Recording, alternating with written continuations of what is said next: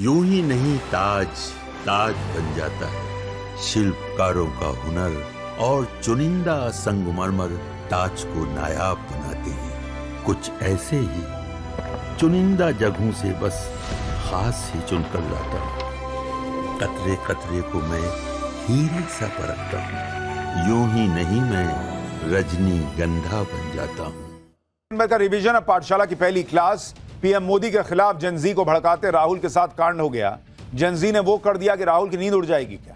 राहुल भड़काएंगे, युवा सड़क पर आएंगे क्या? भारत में नेपाल जैसा कांड होगा या नहीं? जेनजी ने कौन सा फैसला सुना दिया? पीएम मोदी के खिलाफ राहुल के फुस्सी बम के बाद सैम पित्रोदा का सेल्फ गोल पाकिस्तान को घर जैसा क्यों बता दिया? अब पहले इन सब की बात। जब से राहुल गांधी ने जेनजी का नाम लिया है, देश की राजनीति में भयंकर घमासान मचा हुआ है। बीजेपी अब खुलकर कह रही है कि राहुल गांधी का असली एजेंडा तो यही है कि नेपाल और बांग्लादेश जैसे हालात भारत में बना दो। नेपाल में जिस तरह से जेनजी ने विद्रोह करके सरकार गिरा दी, क्या वैसा ही कुछ राहुल गांधी के दिमाग में पक रहा है? लेकिन अगर ऐसा कुछ है तो यह प्लान राहुल गांधी को ही उल्टा पड़ सकता है, क्योंकि फेक नैरेटिव बनाकर नरेंद्र मोदी को हराने का अब तक का कोई भी पैतरा राहुल गांधी या इंडी गठबंधन का काम नहीं आया। बॉस, आप पिछले 11 साल का बैकग्राउंडर देख लीजिए। नरेंद्र मोदी के खिलाफ जो फेक नैरेटिव उनके विपक्षी लेकर आए, सब फेल हो गए। भाई राफेल का मुद्दा लेकर आए, चौकीदार चोर कहने लगे। लोकसभा में दूसरी बार नरेंद्र मोदी को पब्लिक ने जिता के भेजा कि हमको विश्वास है भाई, चोर नहीं आदमी। संविधान का मुद्दा बनाया, संविधान आरक्षण को खतरे में बताया, मोदी तीसरी बार पीएम बन गए। राहुल गांधी और इंडी गठबंधन के इस फेक नैरेटिव की कहानी यहीं खत्म नहीं हुई। एक के बाद एक ऐसा होता चला। कभी अडानी अंबानी, कभी अडानी हिंडनबर्ग, कभी नरेंद्र सरेंडर, कभी डेड इकोनॉमी। नरेंद्र मोदी के खिलाफ फेक नैरेटिव की आंधी चलाकर देख ली गई, लेकिन नरेंद्र मोदी टस से मस नहीं हुए। नरेंद्र मोदी का कुछ भी ये लोग बिगाड़ नहीं पाए। मोदी चुनाव पर चुनाव जीतते चले गए। अब वोट चोरी का नैरेटिव ये लोग लेकर आए और इसी में अब धीरे से जेनजी को जोड़ लिया गया। लेकिन 24 घंटे के अंदर वोट चोरी के नैरेटिव की धज्जियां उड़ गई। 24 घंटे के अंदर ही जेनजी ने जवाब भी दे दिया। पाठशाला में राहुल गांधी के जेनजी वाले दाव का उल्टा रिजल्ट आ गया है। इस रिजल्ट में राहुल गांधी पास हुए या फेल, आज आपको दिखाऊंगा। जेनजी राहुल गांधी को लेकर क्या सोचता है, नरेंद्र मोदी को लेकर क्या सोचता है जेनजी। अलग अलग शहरों से नवभारत ने ग्राउंड रिपोर्ट दर्ज की है। जेनजी से बात कर तैयार की है यह ग्राउंड रिपोर्ट कि क्या वो सड़क पर आएगा। इसके अलावा आपको राहुल गांधी के राजनीतिक गुरु सैम पित्रोदा के नए कांड के बारे में भी बताऊंगा। लेकिन पहले राहुल गांधी के जेनजी वाले बयान पर जो बवाल मचा है उसकी एक झलक देखिए। मैं देश के कॉन्स्टिट्यूशन की रक्षा कर रहा हूं, संविधान की रक्षा कर रहा हूं।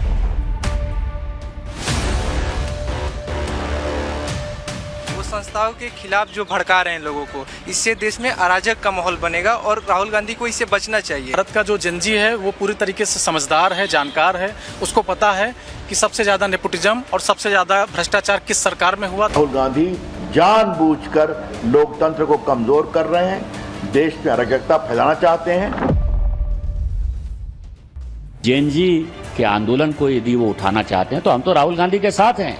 पूरी गांधी फैमिली देश छोड़ती हुई नजर आएगी। नेपाल जैसी जब क्रांति आएगी, राहुल गांधी का घर फूंक दिया जाएगा। आपके करीबी सैम पित्रोदा पाकिस्तान को अपना घर कह रहे हैं, आप चुप क्यों हैं? यानी जेनजी को लेकर भयंकर सियासी बवाल मचा हुआ है। और यह बवाल इसलिए मचा है क्योंकि जेनजी में वो ताकत है जिसके सामने बड़ी बड़ी सरकारें पस्त होती दिखी। नेपाल में क्या हुआ हाल में, ये सबने देखा है। नेपाल में जो हुआ उसके बाद से ही इंडी गठबंधन भी जेनजी का नाम लेने लगा था। इंडी गठबंधन सोच रहा था कि भारत में भी जेनजी सड़क पर आ जाए तो भाई नरेंद्र मोदी के खिलाफ इंडी गठबंधन का काम बन जाएगा।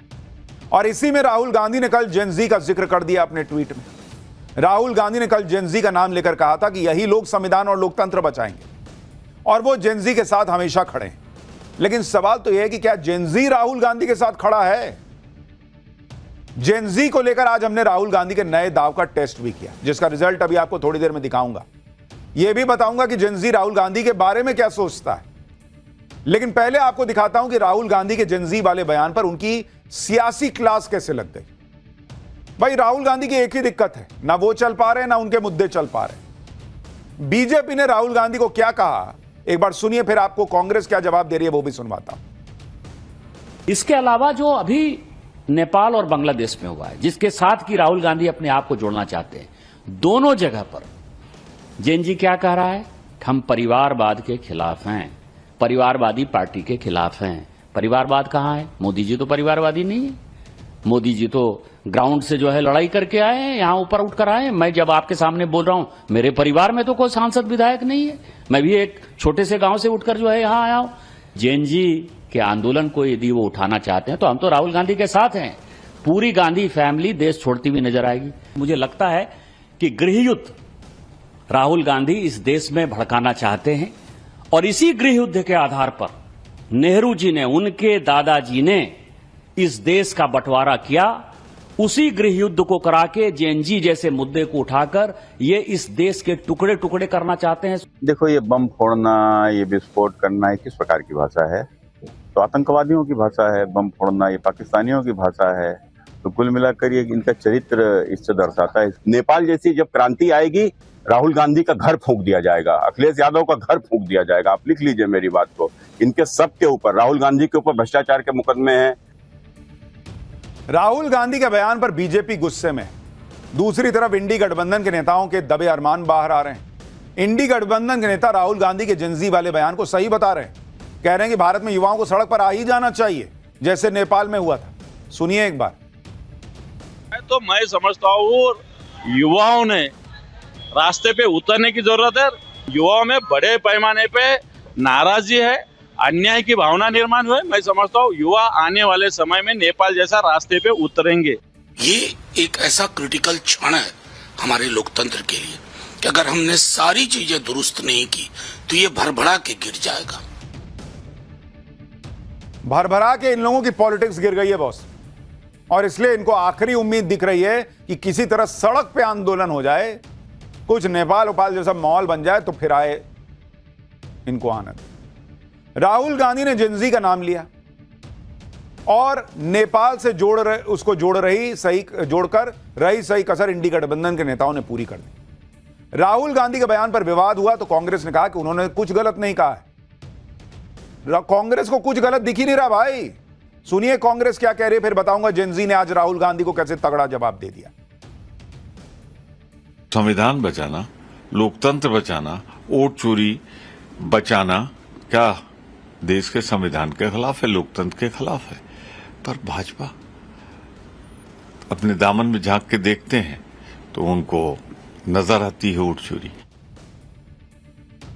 राहुल गांधी कुछ भी कर दें, कांग्रेस वालों को कुछ गलती दिखती ही नहीं। कांग्रेस किस लेवल की पॉलिटिक्स कर रही है उसे उसमें भी कोई गलती नहीं दिखती। पीएम मोदी के मां को लेकर एआई वाला वीडियो डाले थे, इनमें इन लोगों को उसमें भी कुछ गलती नहीं दिख रही थी। हाईकोर्ट ने हटवा ना दिया वीडियो। राहुल गांधी जेनजी वाला दांव चल रहे थे, लेकिन 24 घंटे में यह दांव फेल हो गया। जेनजी से जुड़े एक चुनाव में राहुल गांधी और कांग्रेस को झटका लग गया। आज दिल्ली विश्वविद्यालय छात्र संघ का चुनाव था, उसके नतीजे जारी हुए जिसमें बीजेपी के छात्र संगठन एबीवीपी को शानदार जीत हासिल हुई। दिल्ली विश्वविद्यालय के छात्रों ने 4 में से 3 सीटें एबीवीपी को दे दी और राहुल गांधी की कांग्रेस और उसके छात्र संगठन एनएसयूआई को सिर्फ 1 सीट मिली। एबीवीपी के विनिंग कैंडिडेट ने जमकर जश्न मनाया। समर्थकों ने जीते हुए कैंडिडेट्स को कंधे पर उठाकर जुलूस निकाला। आप देखिए जेनजी बीजेपी के एबीवीपी को जिता रहा है बॉस। जेनजी क्या चाहता है राहुल गांधी देखिए कैसे जीत के बाद माहौल बना हुआ। दिल्ली विश्वविद्यालय छात्र संघ के चुनाव में रिजल्ट आ चुका है। 3 सीटें एबीवीपी जीती है, वहीं 1 सीट जो है वह एनएसयूआई जीती है। दिल्ली विश्वविद्यालय के छात्रों ने एक ऐतिहासिक निर्णय दिया। आप देखिए कि दिल्ली विश्वविद्यालय के छात्र आज राष्ट्रवादी विचारधारा के साथ है। बस यही कहना चाहूंगा कि बहुत खुश हूँ, सब लोगों ने बहुत साथ दिया और बहुत भारी बहुमत से जीते हैं। जो वादे आप लोगों के थे पूरे होंगे? बिल्कुल बिल्कुल, कल से काम पे। किस तरीके से लोगों की बड़ी तादाद यहाँ पर पहुंची है और पूरे विश्वविद्यालय के कैंपस में इस वक्त जश्न का माहौल है, एबीवीपी के लोगों की तरफ भी और साथ ही साथ यहाँ पे जश्न का माहौल है। कांग्रेस और उसके छात्र संगठन के लिए नतीजे बहुत ही निराश करने वाले हैं, क्योंकि कांग्रेस को युवाओं से उम्मीद थी कि भाई वो राहुल गांधी को सुन रहे होंगे तो एनएसयूआई को जिताएंगे, बात मानेंगे उनकी। लेकिन युवाओं ने तो उल्टा काम कर दिया। आप देखिए डूसू चुनाव में अध्यक्ष पद के लिए एबीवीपी के आर्यन मान जीते। आर्यन मान को कुल 28,841 वोट मिले। दूसरे नंबर पर एनएसयूआई जोसलिन चौधरी रही, उनको 12,645 वोट मिले। उपाध्यक्ष पद के लिए एनएसयूआई के राहुल झांसला जीते, उनको 29,339 वोट मिले, जबकि एबीवीपी के गोविंद तंवर को 20,547।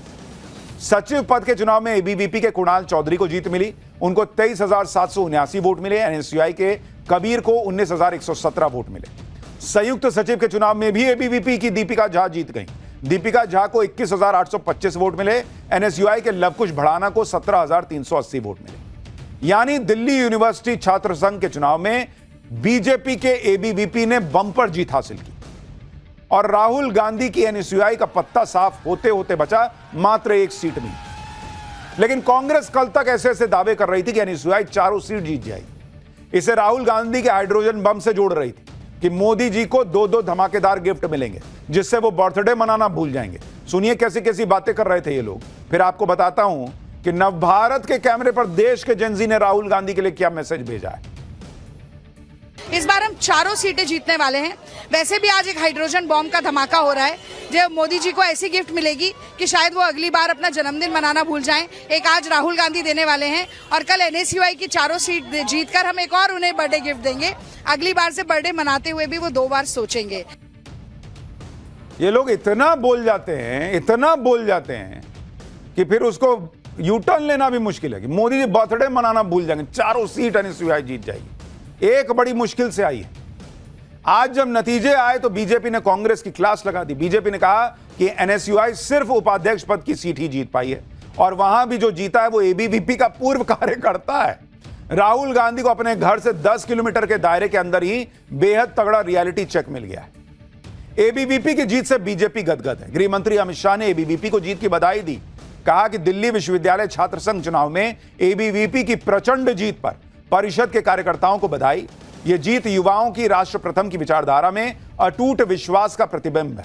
इस विजय से परिषद की छात्र शक्ति को राष्ट्र शक्ति में परिवर्तित करने की यात्रा को और गति मिलेगी। देखिए वैसे तो यह एक छात्र संघ का चुनाव था, लेकिन चूंकि राहुल गांधी इंडी गठबंधन वाले जेनजी नेपाल ये वो कर रहे थे, इसलिए इसकी महत्ता जो है वो बढ़ गई कि देखिए जेनजी क्या सोच रहा है। डूसू चुनाव में हार राहुल गांधी के लिए झटका है क्योंकि राहुल गांधी जेनजी वाला फेक नैरेटिव नरेंद्र मोदी के खिलाफ बनाने में जुटे हैं। लेकिन इस हार की फजीहत को ढकने के लिए एनएसयूआई भी वही बहाना बनाने लगी जैसा राहुल गांधी ने उपराष्ट्रपति का चुनाव हारने पर किया था। कल वोटिंग खत्म होने के बाद से ही एनएसयूआई के कैंडिडेट वोट चोरी का आरोप लगाने लगे। कह रहे थे कि चुनाव में गड़बड़ हुई है, ईवीएम में स्याही लगाई जा रही है जिससे एबीवीपी के कैंडिडेट को वोट बढ़ाया जा सके। जो राहुल गांधी कह रहे हैं वही एनएसयूआई वाले गाना शुरू कर दिए कि वोट चोरी हुई है। सुनिए कल क्या कहा था उनके अध्यक्ष पद के कैंडिडेट ने। दिल्ली विश्वविद्यालय प्रशासन से, दिल्ली की सरकार से और देश की सरकार से पूछना चाहती हूँ कि जो मैंने मेहनत करी है और जो आज के दिन 4-5 घंटों में मेरी सारी मेहनत पर पानी फेरा जा रहा है, जो चीटिंग हो रही है उसका रिस्पॉन्सिबल कौन है। मैं देश की सरकार से पूछना चाहती हूँ कि वोट चोरी का मुद्दा तो आप यहाँ तक ले आए। स्टूडेंट छात्र कैसे एक दिल्ली विश्वविद्यालय में चुनाव लड़